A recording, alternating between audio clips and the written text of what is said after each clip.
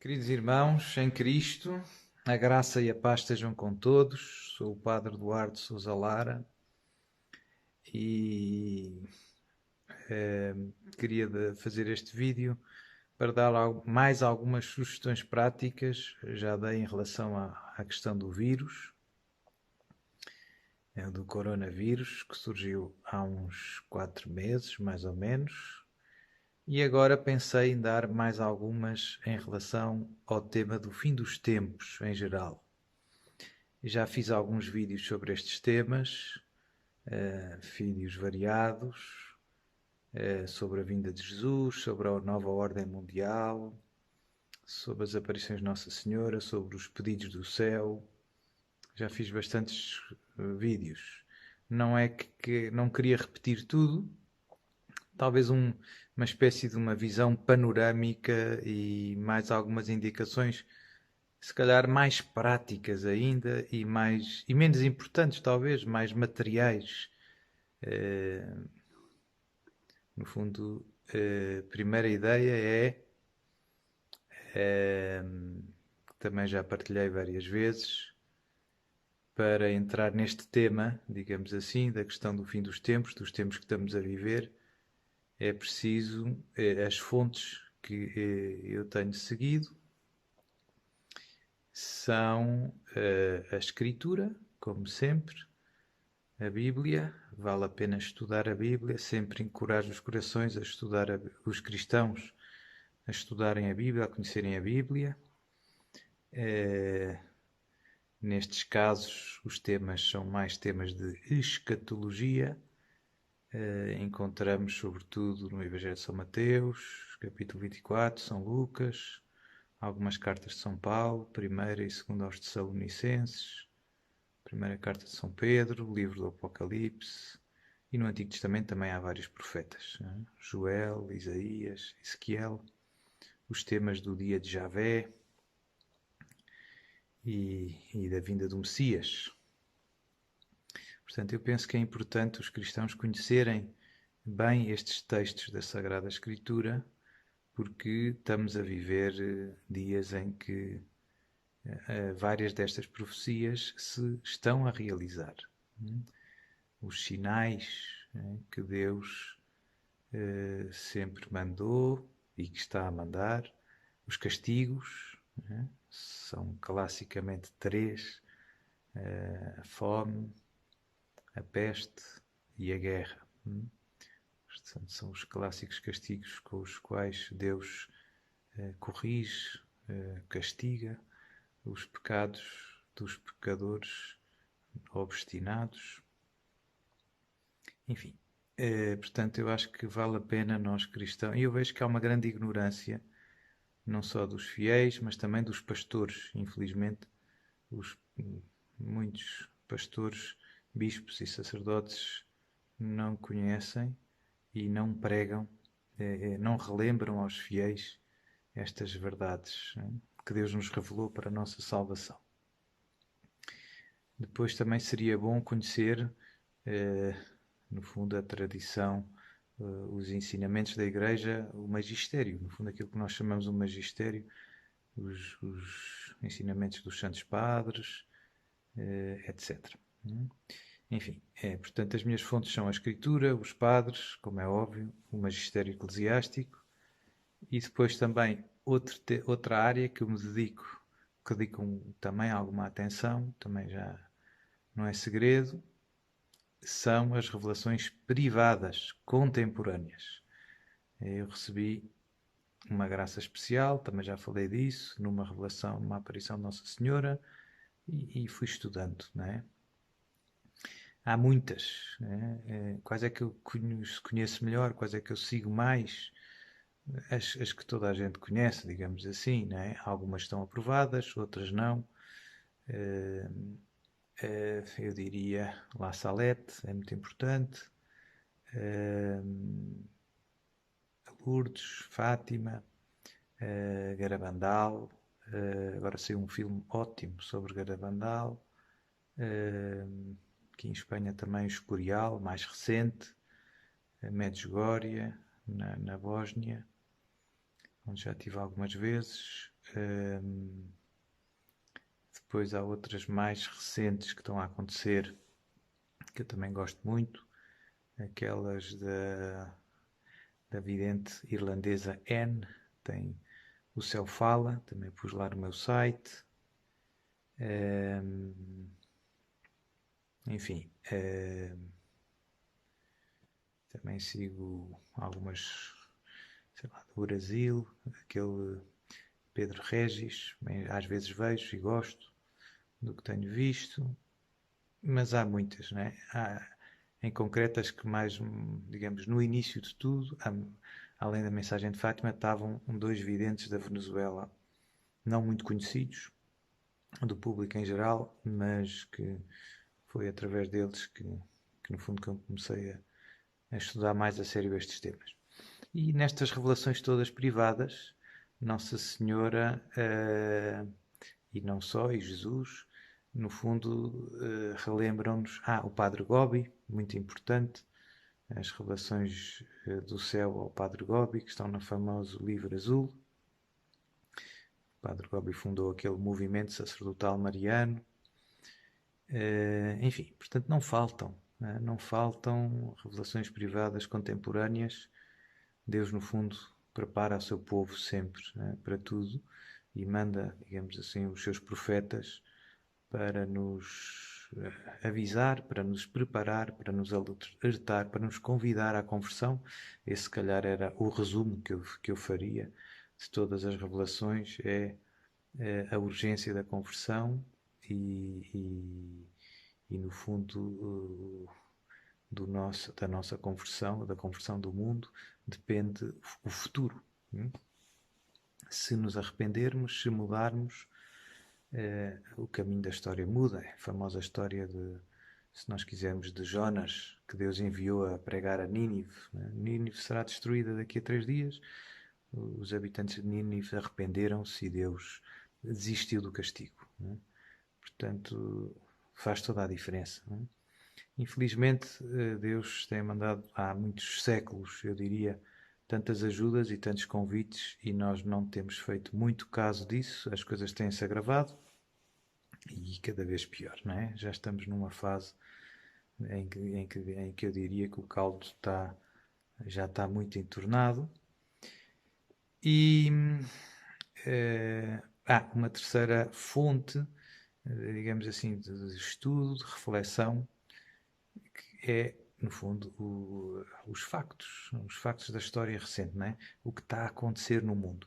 Portanto, eu basicamente tento escritura, se nós quisermos, revelações contemporâneas, privadas, credíveis, e há muitas também perigosas, portanto é preciso alguma prudência, e estudo acerca do que é que está a acontecer no mundo.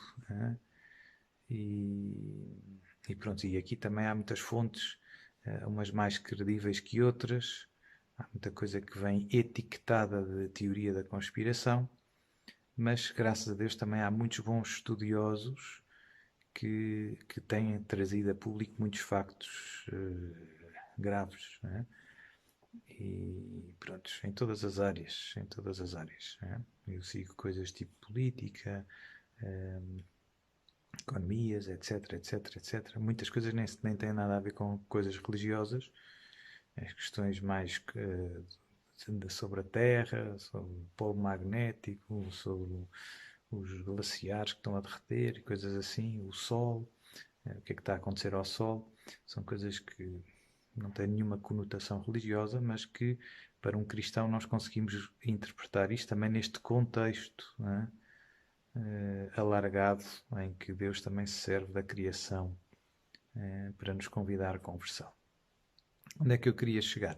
Portanto, estas 3 fontes eu penso que para nós cristãos confirmam-se mutuamente, ou seja, aquilo que Deus nos profetizou, que Deus nos disse na sua palavra, é aquilo que Nossa Senhora nos está a relembrar, a dizer isto que foi dito está agora a realizar-se, esta palavra está agora a realizar-se neste momento da história, e as notícias confirmam isso também, não é?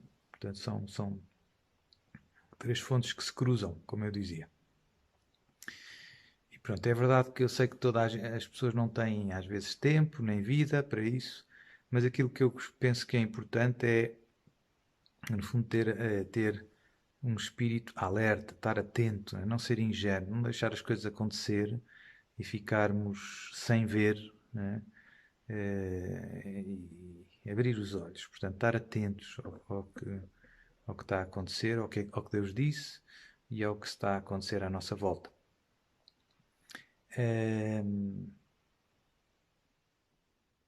O que é que eu gostava de dizer hoje, assim, para os meus irmãos na fé, em primeiro lugar? Eu penso que a situação, já falei um bocadinho do coronavírus, eu disse que, no fundo, na minha opinião, era apenas um aperitivo, leve,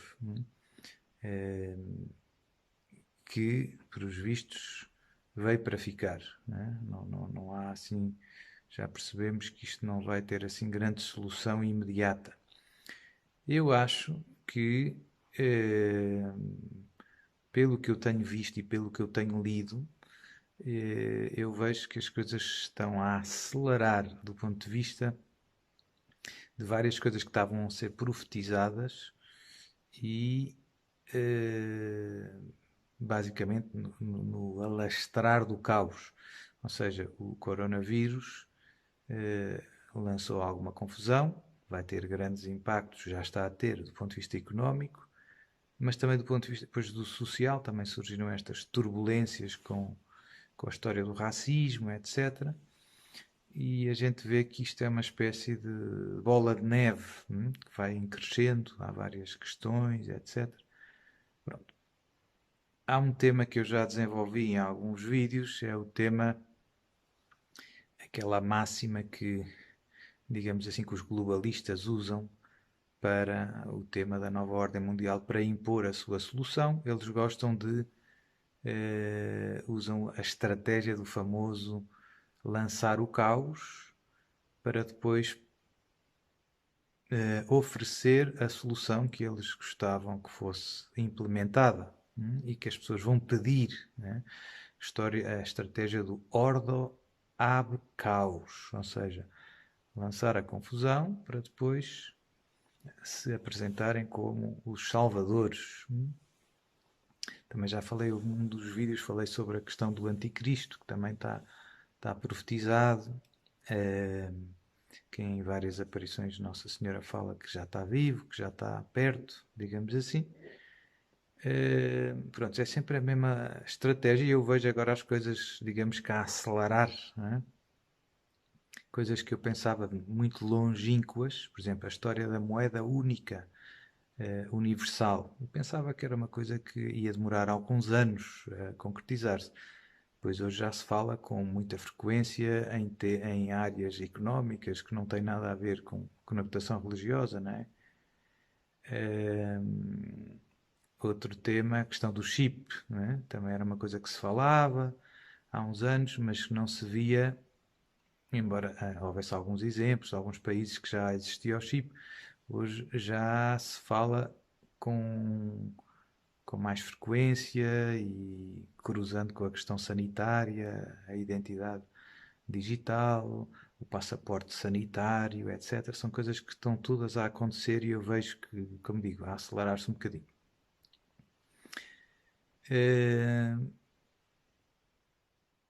E um terceiro tema que eu também vejo a acelerar-se é a perseguição religiosa. Já também falei disto várias vezes.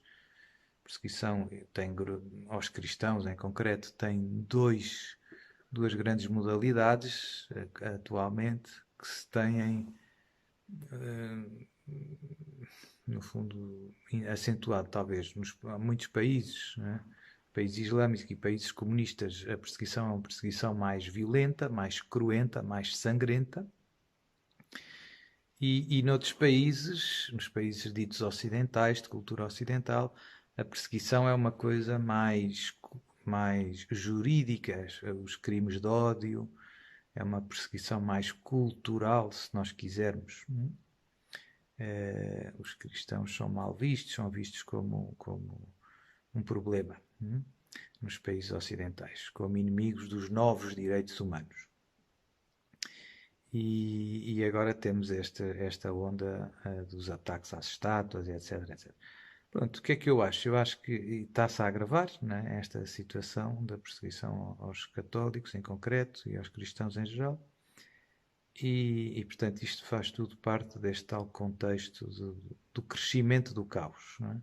Portanto, o que é que na minha opinião, eu vejo que estes próximos tempos, eu não sei quantificar, as pessoas gostam de datas e não sei o quê, pois não sabemos, não é? Não sabemos quanto tempo é que isto vai durar, não sabemos exatamente nada, o quanto, não é? E o quando.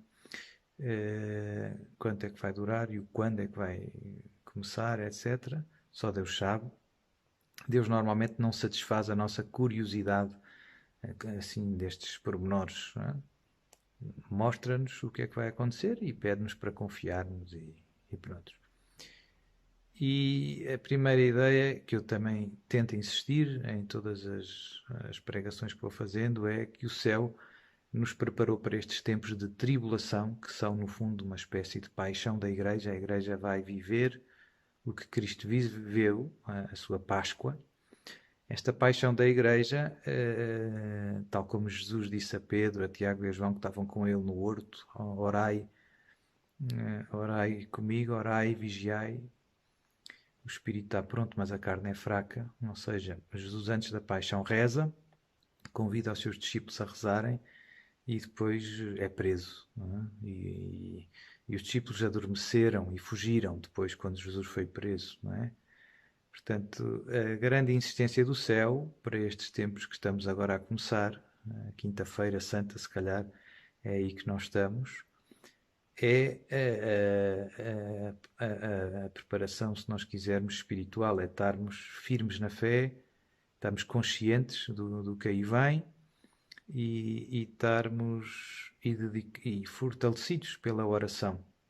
É? Aqui entram os sacramentos, em primeiro lugar, a Eucaristia, a confissão frequente, depois também o terço, a adoração ao Santíssimo, a meditação da Palavra de Deus, a leitura frequente da Bíblia, pronto, e as outras devoções com as quais o povo sempre alimentou. Meditação na paixão. Sugiro muito a meditação da paixão, que sempre foi uma grande escola de santidade na vida da Igreja. Enfim, portanto, todo o ênfase, eu costumo dizer que Nossa Senhora nos pedidos que nos faz, nas coisas que nos diz, nas suas revelações, 90% ou 95% são conselhos para nos preparar espiritualmente. E só uns 5% são coisas mais materiais, mais ligadas à vida do corpo, se nós quisermos, não é? Porque se no fundo a perseguição vai ser uma perseguição à fé, aos verdadeiros católicos, que já está a acontecer, como eu dizia, e até às vezes dentro da própria Igreja, por estranho que pareça, eu vejo que hoje os próprios cristãos, os próprios católicos têm que sobreviver a ataques vindos de onde menos esperava, de outros cristãos, até dos pastores, até dos padres e dos bispos, vêm ataques à fé dos cristãos. E, portanto, Nossa Senhora tinha toda a razão. Bem dizia para nós rezarmos, para conhecermos a Bíblia, e de facto, quem não reza, quem não conhece a sua fé, não resiste, cai com facilidade. Pronto. Segunda ideia, e talvez esta era aqui um pouco isto que eu disse até agora, já disse várias vezes, não é novidade, é só relembrar, mas é o mais importante. O que eu gostava de dizer hoje eram algumas sugestões mais práticas em relação de como vivermos estes tempos de confusão, de caos, que estamos a começar a viver. Basicamente, eu penso que este processo de caos, ou seja, agora é este vírus, eu penso que virão outros vírus piores ou mutações deste vírus. Depois vem a história das vacinas, vem a história do controle digital, da identidade digital, etc., do chip, da moeda única digital, e por aí afora. Portanto eu vejo, e o caos, não é? O caos que se vai instalando depois com as doenças, com estas pandemias, com o colapso no fundo da economia, a vida nas grandes cidades, nos grandes centros urbanos vai se tornar problemática. Porquê? Porque as pessoas nas grandes cidades basicamente são muitas e não têm fontes de autossubsistência, ou seja, vivem em apartamentos, vivem em aglomerados e, portanto, se os alimentos começarem a escassear, vão escassear nos supermercados e vai ser mais problemático. E quando começarem a faltar os alimentos, vai ser um pouco o que temos visto às vezes nas notícias, não é? Vai ser um bocado a lei da selva, as pessoas salve-se quem puder. E portanto eu penso, infelizmente eu digo isto, né, com tristeza, e penso que vamos viver coisas, não sei quando, não sei se daqui a poucas semanas, se daqui a alguns anos, mas vamos viver situações dramáticas do ponto de vista de social, né? E Nossa Senhora e o céu, nestas relações privadas, tem falado disso várias vezes, não é só uma intuição pessoal. Eu acho que, pronto, que no fundo vai haver, não vai ser fácil, né?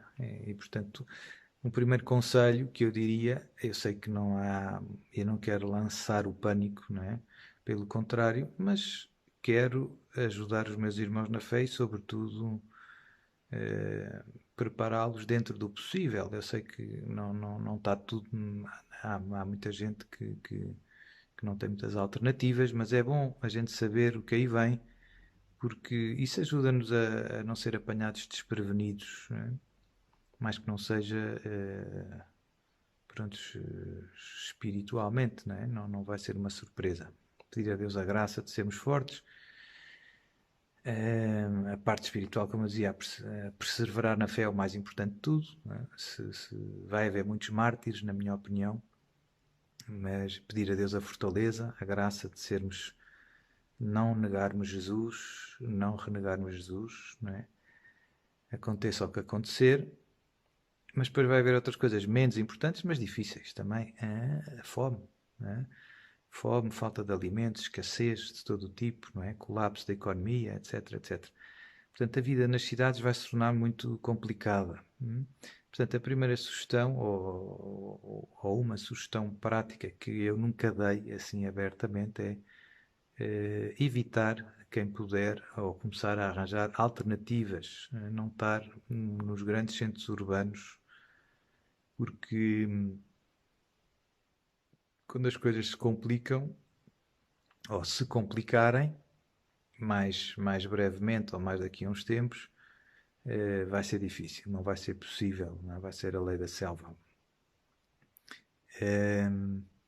O ideal é ter outros sítios mais num ambiente rural, mais no campo, com água, com uma hortinha, com um galinheiro, com essas géneros de coisas. Segunda sugestão também não podemos fugir para o meio do mato, no meio do nada, numa montanha, porque é muito difícil viver sozinho, sobreviver sozinho, não é?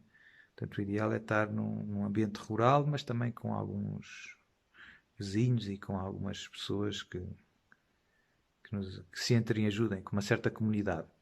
E aí eu inseria uma sugestão que era pensar em pessoas que também partilhem a nossa fé, ou seja, temos que nos associar com outros irmãos na fé. No fundo, formar pequeninas comunidades de fé que tenham os mesmos propósitos, né? Que queiram permanecer fiéis a Deus, à fé católica e que se entreajudem, né, espiritual e também materialmente, né? Se calhar um vizinho pode ter umas galinhas, outro pode ter uns porquinhos e coisas do género. Né? Parece uma brincadeira isto, mas eu penso que é útil. Né?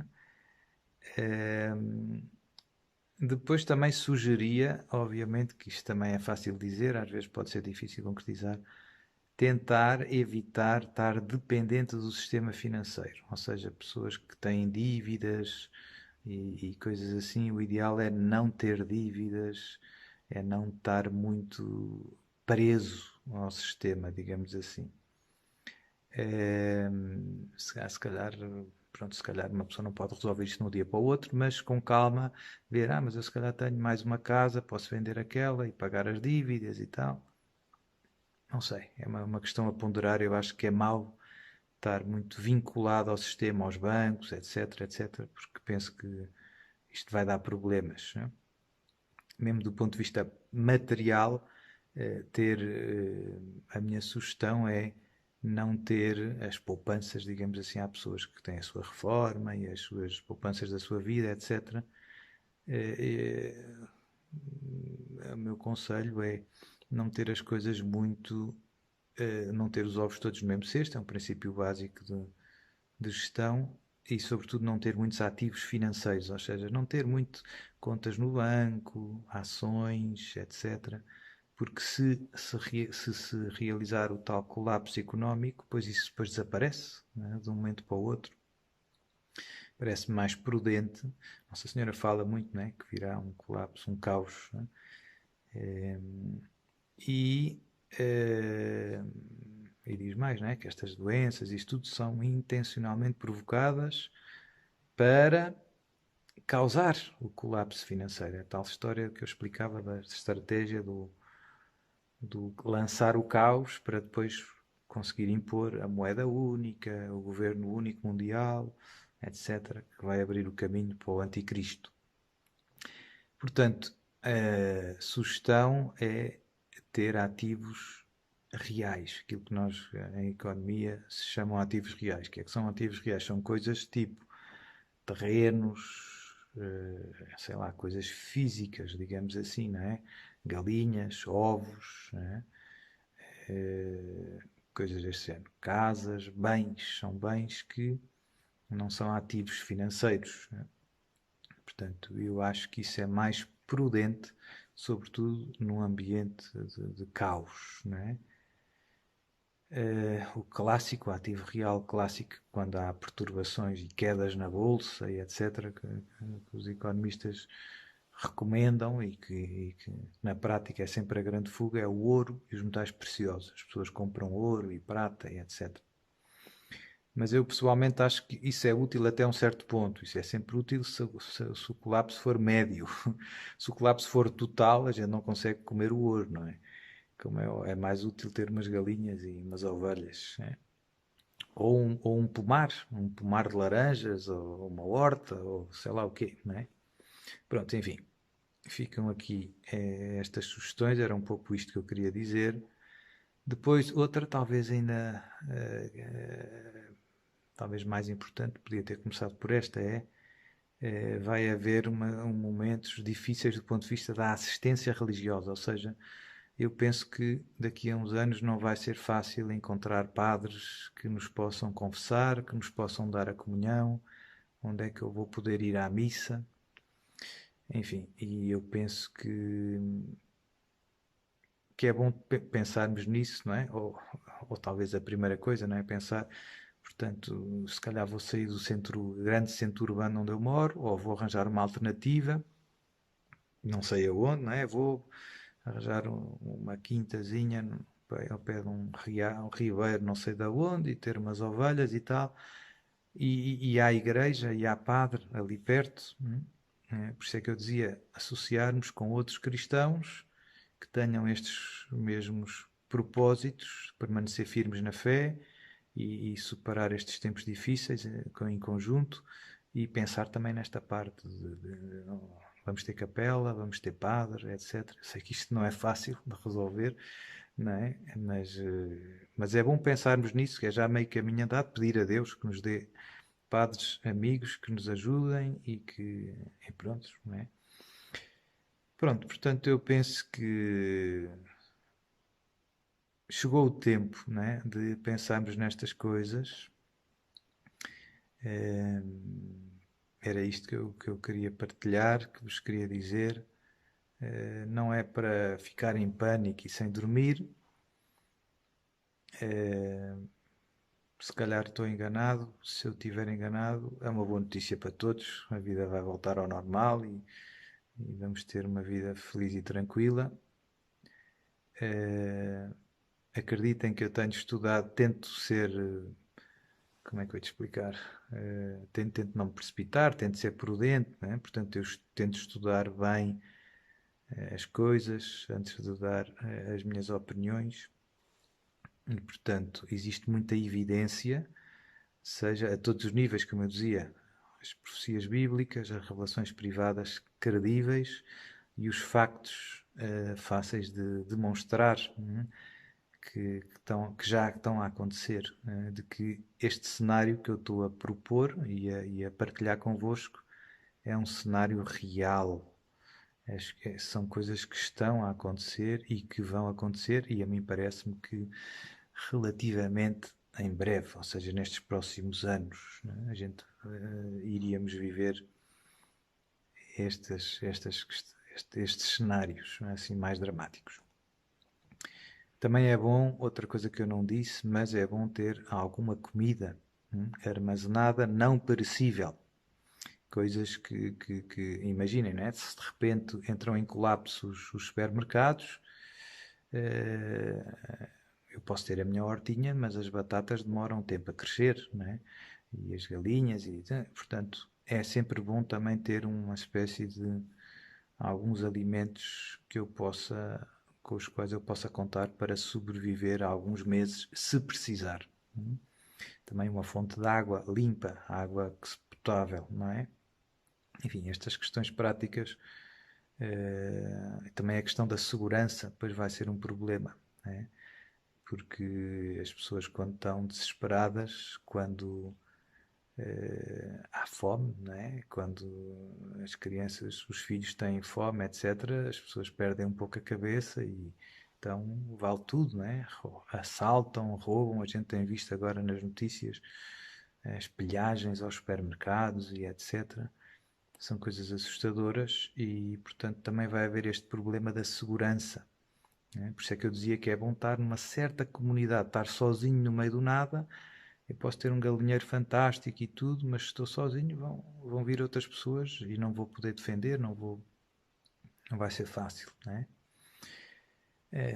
Obviamente que o mais importante é pormos a nossa confiança em Deus. Deus vai nos ajudar e guiar, como sempre fez. A gente se pegar na história da salvação, Deus sempre defendeu o seu povo e acompanhou o seu povo. E eu penso que neste caso, nestes cenários mais extraordinários, Deus fará isso, como já fez muitas vezes na história da salvação, com grandes prodígios e milagres. Deus vai defender e cuidar do seu povo de uma maneira extraordinária, sempre que isso seja possível. Sempre que isso seja necessário, queria eu dizer.